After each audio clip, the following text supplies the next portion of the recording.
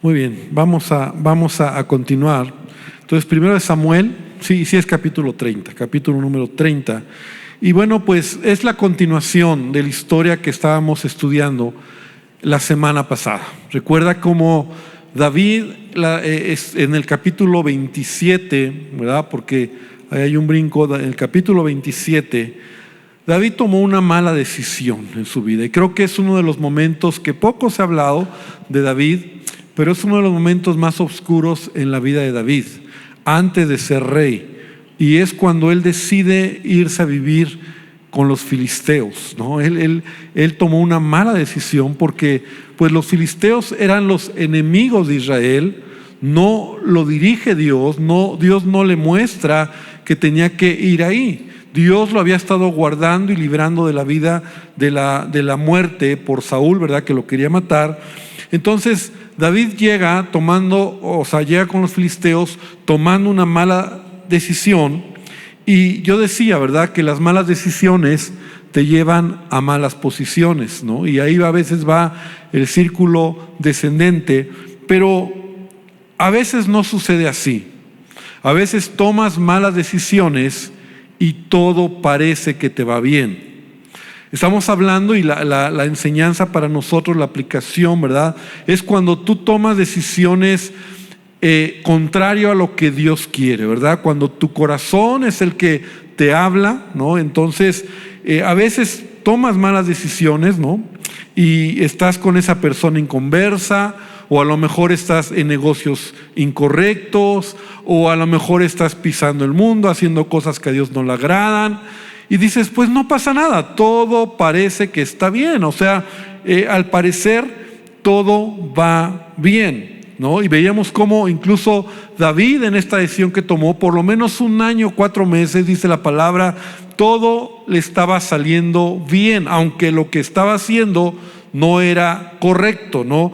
Tuvo gracia con el rey de Aquis, se convirtió, ¿verdad?, en un ladrón, en un saqueador con su ejército, y nadie se daba cuenta. Mentía al rey de Aquis, le hacía creer que él estaba haciendo incursiones a los mismos israelitas y todo estaba bien.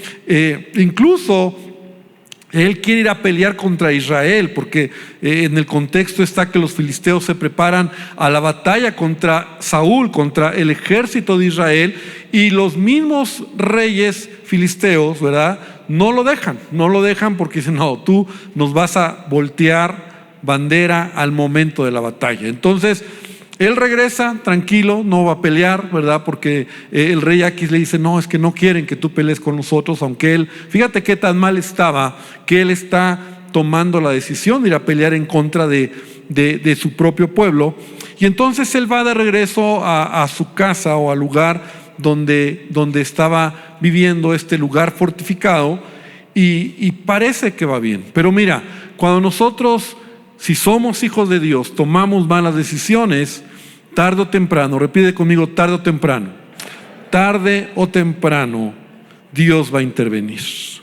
Porque la Biblia dice en Proverbios 3:12, porque Jehová al que ama castiga, como el padre al hijo a quien quiere.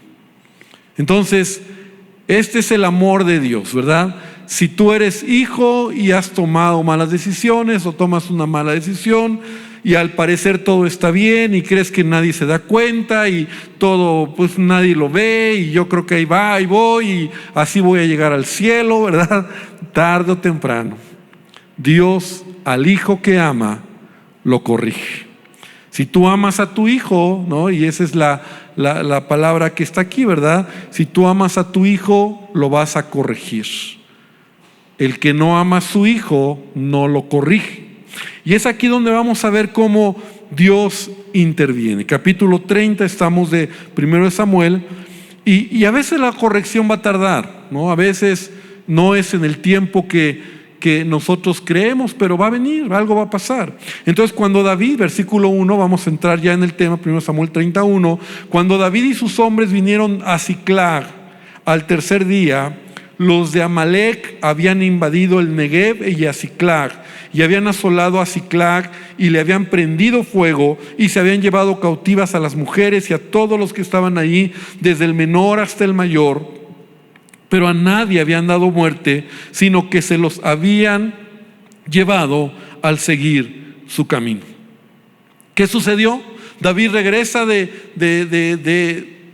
de la batalla, ¿verdad? Del intento de la batalla contra Israel, con los filisteos, y llegando a Siclag. ¿Te acuerdas que este era un lugar, y te decía la semana pasada, que era un lugar seguro, parecía seguro,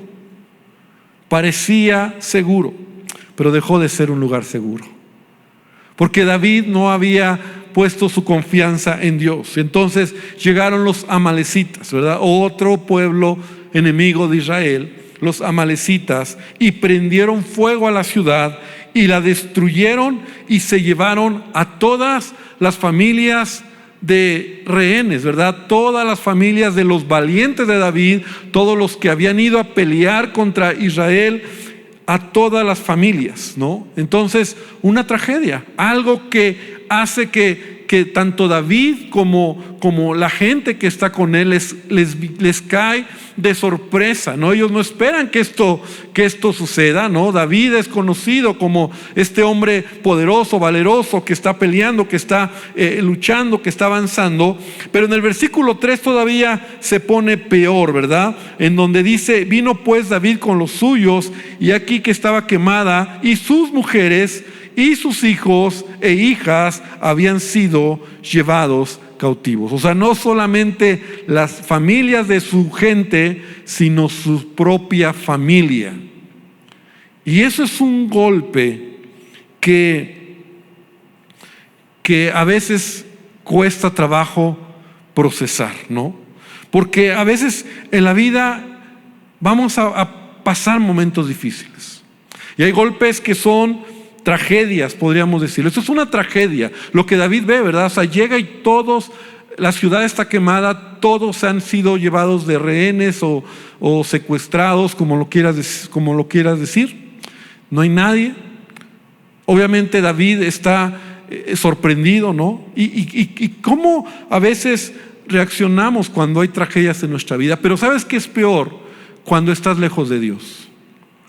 Porque Dios siempre, cuando tú estás con Él, Él te va a ayudar a pasar los momentos difíciles. Él te va a ayudar a pasar las situaciones complicadas. Como pastor, muchas veces he vivido, ¿verdad? En la iglesia, en la gente que amamos, tragedias, ¿no? O sea, situaciones que son complicadas, ¿no? Enfermedades, por ejemplo, es poner un ejemplo, ¿no? O sea, enfermedades terminales, ¿no? Hermanos que aman al Señor y que están en procesos de enfermedades complicadas, enfermedades terminales, tragedias, muertes, accidentes, tantas cosas, ¿no?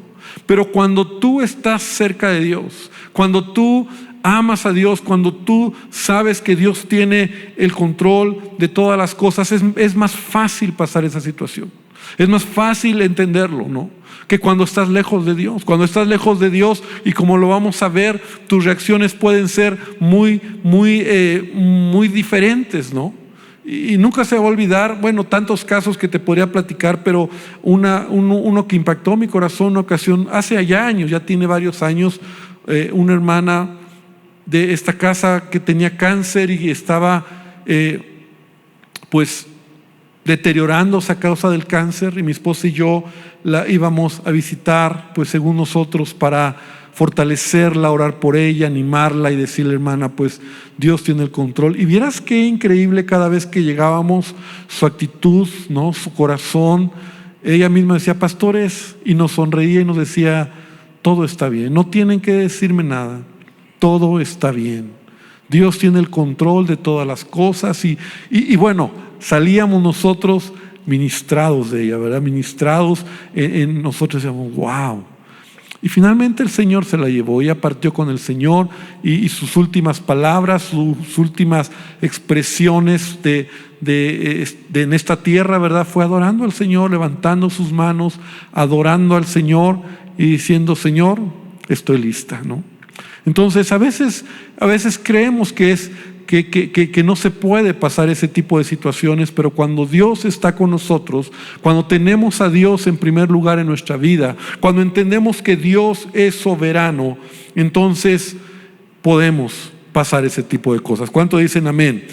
Pero cuando tú estás lejos de Él, y acuérdate, David está en un contexto complicado.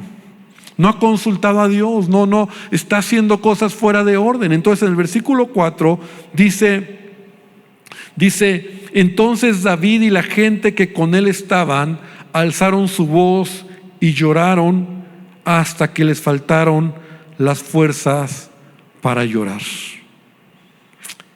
Y vale la pena pensar por un momento lo que sucedió. O sea, los valientes de David mismo, al encontrarse ante una tragedia, les cambió todo el panorama. Y entonces su actitud, su reacción fue llorar. Y algunos comentaristas han dicho, ¿verdad?, que la expresión hasta que les faltaron las fuerzas para llorar, hablan de una tristeza y una depresión tan profunda, ¿verdad? Un dolor, pero mezclado de todo, mezclado de enojo, mezclado de resentimiento, mezclado de tristeza, ¿no? Un punto donde realmente todos ellos llegaron a una situación complicada. Ahora, aquí quiero hacer un paréntesis, ¿verdad? Porque no está mal que a veces ante las tragedias lloremos, no está mal que a veces ante las situaciones difíciles derramemos nuestras lágrimas, ¿no? O sea, no podemos nosotros decir o pensar que alguien que llora no ama a Dios, ¿no? Cuando has perdido un ser querido o cuando estás viviendo una tragedia. Claro que es normal, debe de ser, incluso es parte del momento, pero no puedes quedarte ahí, no puedes permanecer en esa condición de tristeza, de dolor, de llanto, de depresión, ¿no? Porque eso te lleva a perder de vista el propósito que Dios tiene en tu vida, ¿no? Entonces, realmente ellos estuvieron en una condición de angustia, como dice David, se angustió y estaban llorando hasta que les faltaron las fuerzas para llorar. Y en el versículo 6 es la continuación de esto, dice, y David se angustió mucho porque el pueblo hablaba de apedrearlo. Fíjate, ahora cambia la situación, porque esto es importante, ¿no? Ya no solamente es dolor, ya no solamente es llanto, depresión, sino ahora hay una profunda, que dice ahí, amargura. El pueblo estaba en amargura de alma por cada uno de sus hijos, sus hijas, porque todo lo que estaban pasando, ¿no?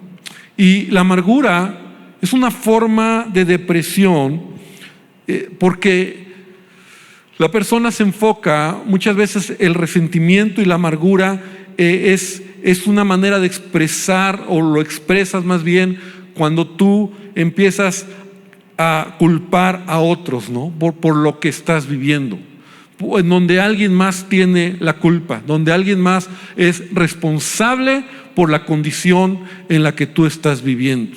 Y entonces, cuando hay ofensas no resueltas, cuando hay falta de perdón, cuando hay resentimiento, cuando hay odio, enojo, cuando aquello lo has dejado durante un tiempo habitar en tu corazón, empiezan a crecer raíces de amargura, ¿no? Y la amargura te puede llevar no solo a alejarte de Dios, sino también lastimar el corazón de otras personas. Una persona amargada, una persona que tiene amargura, puede lastimar a los que tiene cerca.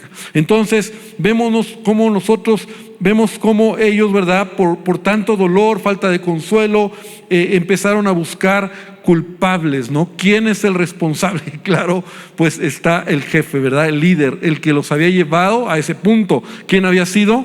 David.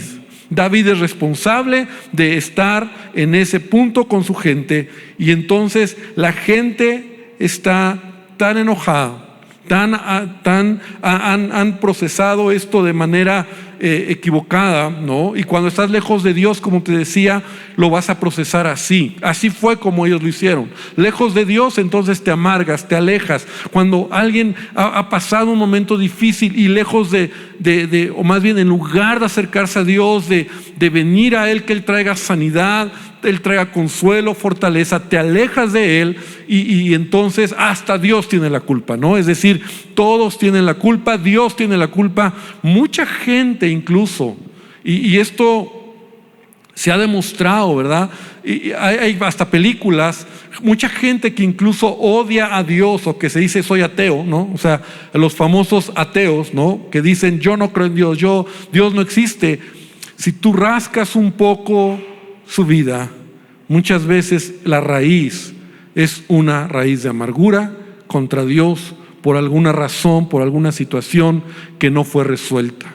Entonces la manera de manifestar yo no creo en Dios, ¿no? Es porque hay amargura en el corazón. Yo no creo en Dios, Dios no existe, y entonces la gente vive así. El culpable es Dios. Si Dios existiera, ¿por qué hay tanta maldad? Si Dios existiera, ¿por qué se llevó a la persona que amaba? Si Dios existiera, ¿por qué he sufrido tanto? ¿Por qué me abusaron? ¿Por qué me violaron? ¿Por qué? Si Dios existiera, ¿por qué viví esta miseria?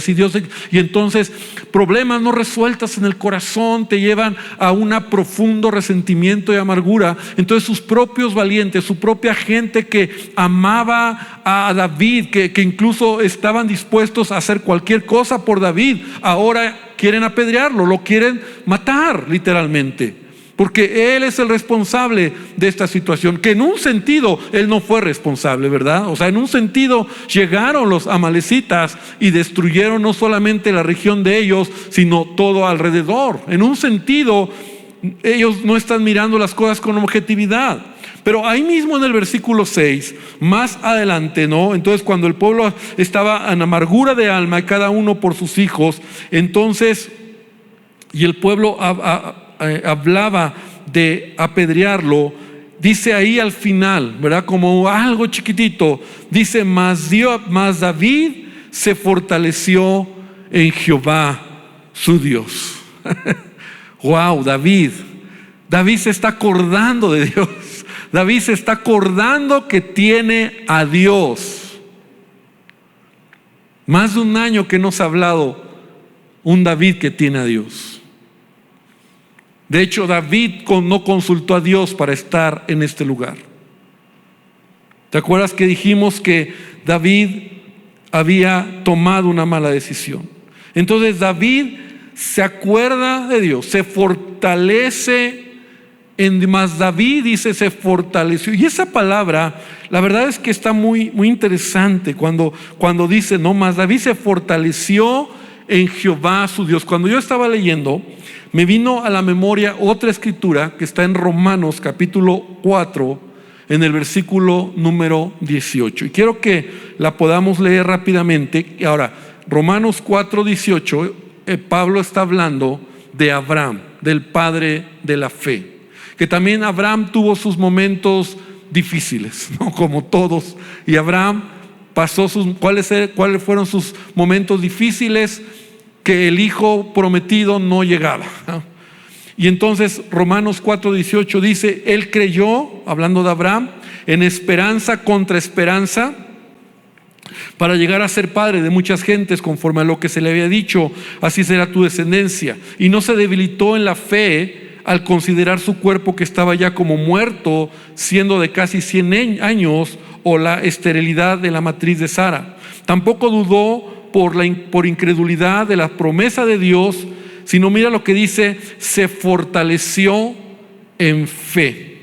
O sea, cuando todo estaba feo, el peor momento de Abraham, su edad avanzada, su esposa estéril, donde ya todo, esta palabra, ya él creyó en esperanza contra esperanza, ¿no? Y alguna vez he hablado sobre eso, ¿no? Cuando ya aún la esperanza se ha terminado, entonces Abraham se fortaleció en fe. Es lo mismo que dice que David hizo. Entonces dice aquí en el versículo 6, David se fortaleció en Jehová su Dios. dando gloria a Dios, plenamente convencido de que era también poderoso para hacer todo lo que había prometido, por lo cual también su fe le fue contada por justicia. ¿Qué es fortalecerse en fe? Porque ese es el secreto que vemos en David, ¿verdad? Y Hebreos 12:12, leemos la escritura cuando dice: levantad las manos caídas y las rodillas paralizadas y haced sendas derechas para vuestros pies, para que lo cojo no se salga del camino, sino sea sanado. Fortalecerse en fe es cuando las cosas están difíciles, tú tienes que levantarte y creer que Dios va a actuar en tu vida. Fortalecerte en fe, mira, es como el ejercicio. O sea, cuando tú te estás fortaleciendo, haciendo ejercicio, ¿no? Con el paso del tiempo, tus músculos empiezan a responder y te empiezas a fortalecer, porque estás tomando un hábito de hacer algún tipo de ejercicio. Fortalecerte en fe es que tú estás creyendo y tú empiezas a ver a Dios y a pedir a Dios y a creer en Dios y a alabar al Señor, y empiezas a mirar al Señor, y tu fe empieza a crecer, empieza a fortalecerse, empiezas a creer en Dios. Todos tenemos fe. El problema es que a veces la fe no la ejercitamos. A veces nuestra fe no es ejercitada, y tu fe tiene que ser ejercitada. Tú tienes que levantarte cuando a veces te sientes débil en la fe, te sientes que no puedes seguir adelante. Yo me acuerdo hace años, ¿verdad? Cuando más joven, tenía como 20 años, tuve una operación muy complicada y estuve en el hospital como un mes. Y nunca se me va a olvidar que después de que me operaron y estuve como en estudios, y por un mes estuve en cama, pues. Por un mes estuve en el seguro, en la raza, hospitalizado. Y nunca se me va a olvidar que cuando me quise levantar, las rodillas, las piernas se me doblaron. ¿Por qué? Porque no había ejercitado por un mes mis piernas para sostenerme. O sea, fue algo impresionante. Y entonces sentí que me caía, y entonces el doctor me dijo: no te preocupes, es porque has estado todo el tiempo en cama. Entonces eso es cuestión de que empieces a ejercitarte. Poco a poco empieza a caminar, y sentía que me cansaba y daba 2 pasos y sentía que había corrido un maratón, ¿no? Entonces, y era joven, no tenía 20 años, 21 años. Sin embargo, esto lo podemos comparar con lo que es la fe en tu vida. Tenemos que ejercitar nuestra fe. Entonces David se acuerda de Dios. David sabe que Dios está ahí, y entonces dice ahí que él se fortaleció en el Señor. Y dijo David al sacerdote Abiatar. Fíjate, David tenía dentro de su gente un sacerdote. O sea, ¿dónde había estado Dios en el corazón de David tanto tiempo? Y entonces le dijo a este sacerdote, Abiatar, hijo de Ahimelech: yo te ruego que me acerques el efod. Y Abiatar se acercó el efod a David, y David consultó a Jehová. Repite conmigo esta frase: David consultó a Jehová. Otra vez, David consultó a Jehová. Te puedes ir al capítulo 27, versículo 1, y puedes repetir conmigo lo que dice ahí. Y luego David dijo en su corazón. ¿Entiendes la diferencia? David consultó a Jehová. David dijo en su corazón. El peor lugar donde tú puedes, y ya lo decía la semana pasada, el peor lugar donde tú puedes consultar una decisión es en tu corazón. El peor lugar al que puedes ir, y decía, peor que ir con tu compadre borracho, ¿no?, es tu corazón. Porque el corazón es engañoso y perverso. Y tu corazón te va a justificar. Tu corazón te dice: no pasa nada. Pues mira, ¿qué tanto es tantito? Si todos lo hacen. Ve a tu cuñada, ve a tu hermano, y no le ha pasado nada. Ay, no, tú lo mereces. El corazón es el peor lugar donde tú puedes pedir dirección. Ves ahora a un David que está entendiendo lo que tenía que haber hecho al principio. Entonces David llama al sacerdote y consulta al Señor. Ahora, qué bueno que no somos Dios. Qué bueno que yo no soy Dios. Porque no sé qué le hubiera dicho yo a David. Ahora sí, ¿no? Ahora la regaste, ahora la arreglas tú solo, ¿no? ¿Qué le hubiéramos dicho nosotros? ¿Qué estás pensando de David cuando lo ves así? O sea, después de todo el desastre que ha hecho por 1 año, 4 meses, y ahora viene con la colita entre las patas a Dios. Pero wow, hermano, Dios es un Dios de amor. ¿Cuántos dicen amén? Y Dios es un Dios que no, o sea, el amor de Dios es grande. Por eso la carta a los Hebreos 4:16 dice, y quiero leerlo en la versión La Palabra de Dios para Todos. Me encantó cómo dice: entonces acerquémonos con confianza al trono de Dios, que es generoso, y allí recibiremos su compasión y su bondad para ayudarnos cuando lo necesitemos. Es la escritura que dice: acerquémonos confiadamente al trono de gracia para hallar gracia para el oportuno socorro. Y eso es lo que David hizo. Y cuando tú y yo nos hemos equivocado, a veces decimos: es que ¿cómo voy a llegar a Dios? Si te acercas a Dios con un corazón sincero, Dios te va a ayudar. Porque Dios es bueno. A lo mejor yo no lo haría, o el que tienes al lado no lo haría, pero Dios sí. ¿Cuántos dicen amén a eso? Dan un fuerte aplauso a nuestro Dios. Dios es bueno. Dios es bueno. Y Dios le responde a David.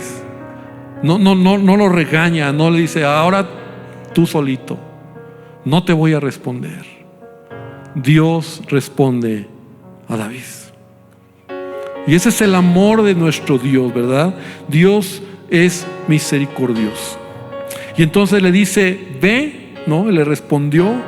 Y entonces la pregunta es: ¿perseguiré a estos merodeadores? ¿Los podré alcanzar? Y él le dijo: síguelos, porque ciertamente los alcanzarás, y de cierto librarás a los cautivos. Ahora sí, David ha recibido dirección de Dios. David sabe que Dios va a ir con él. David sabe qué es lo que tiene que hacer. Y entonces David sale, ¿verdad? Y ya se me acabó mi tiempo, pero solamente te comento lo último de esta historia. Pasaron 2 cosas interesantes, porque cuando Dios va contigo, o cuando Dios habla a tu vida, qué importante es pedirle dirección a Dios. Qué importante es entender la voluntad de Dios para nuestra vida. Porque cuando estás caminando en la dirección correcta, Dios te va a bendecir. ¿Cuántos dicen amén? Cuando caminas en la dirección correcta, Dios te va a bendecir. Lo primero es que David salió, versículo 9 y versículo 10, para los que están ahí anotando, David salió con 600 de sus valientes. 600 de sus valientes para alcanzar a los amalecitas. Ahora yo creo, ¿verdad? Y llegó un punto que 200 hombres se cansaron. De sus 600, 200 se cansaron. Yo creo que por la prisa, por lo rápido que iba, ¿no? Imagínate, ¿no? O sea, vas a buscar a tu esposa, vas por tus hijos, vas por tu familia. Pues yo creo que estos cuates iban tendidos, ¿no? O sea, eran valientes y eran atletas, pero bueno, pues 200 se cansaron. Y esto no desanimó a David. Esto no desanimó a David, ¿no? O sea, él siguió adelante. ¿Por qué? Porque cuando Dios está contigo, no es la cantidad de gente la que necesitas o los contactos, es la bendición de Dios en tu vida. Y David lo sabía, ¿verdad? Él podía ganar la batalla con 200 o 600 o 300 o 100. Si Dios está contigo, Dios te va a bendecir. Entonces, cuando tú estás en la voluntad, en la dirección correcta, ¿sabes? Dice la palabra: si Jehová no edificare la casa, en vano trabajan los que la edifican. Si Jehová no guardare la ciudad, en vano vela la guardia. Entonces David siguió adelante con 400 y siguió avanzando. Punto número 2, versículo 11 y 15. En el camino se encontraron. Repite conmigo, se encontraron. O sea, providencialmente, ¿no? Pero no fue, fue Dios. Se encontraron un hombre egipcio que resultó ser siervo de una amalecita, que lo dejaron tirado porque se había enfermado, y los llevó. Entonces lo encuentran, ellos van caminando y se encuentran a este hombre ahí en la mitad del camino, en el desierto o donde iban. Ahora tú dirás, qué suerte, ¿no? Wow, qué suerte. Hermano, Dios tiene el control de todas las cosas, y cuando Dios está contigo, Dios pone todas las cosas para poder avanzar a tu propósito. Entonces resultó que era uno de los mismos siervos de los amalecitas que lo habían dejado tirado, ¿no? Entonces aquí puse en mis notas: la suerte nunca es parte de nuestra vida. Todo lo que nos sucede, Dios tiene el control. Algunos le llaman buena suerte, yo le llamo Dios está en control. Amén. Dios está en control. Dios está en control. Y a veces Dios te conecta, Dios te pone, Dios te lleva. Dios está en control. Dios está en control. Y cuando Dios está en control, Dios te va a ayudar. Isaías 41:4 en la Nueva Traducción del Lenguaje Actual dice: yo soy el único Dios y mantengo bajo control todo lo que pasa en este mundo. He existido desde el principio y existiré hasta el final. Dios está en control, hermano. Y si Dios está en control del mundo, hermano, Dios está en control de todo. Dios está en control de nuestro país. Dios está en control de lo que está pasando en Medio Oriente. Dios está en control de todo. ¿Cuánto más Dios está en control de tu vida, de tu casa, de tus circunstancias? Dios está en control. Entonces, algo providencial, se encuentran este hombre que los lleva al campamento, ¿verdad? David dice: ok, no te vamos a matar. No, bueno, él les dice: yo los voy a llevar, solo no me maten. Y David dice: está bien, no te vamos a matar, solo llévanos al campamento donde están los amalecitas. Y llegó David, recuperó todo lo que había perdido, las familias, animales, y aún obtuvo botín de los amalecitas. Y vemos cómo David regresa, ¿verdad? Regresa contento, regresa bendecido, regresa con una gran lección. Podríamos hablar muchas cosas que David aprendió en todo esto. Y por otro lado, recordemos que en este momento todo lo que está viviendo David, no paralelamente, sino históricamente, los filisteos están peleando contra los israelitas. Porque acuérdate que estaba la batalla. Y es en esa pelea cuando Saúl va a ser muerto por los filisteos, y David se va a enterar unos días después.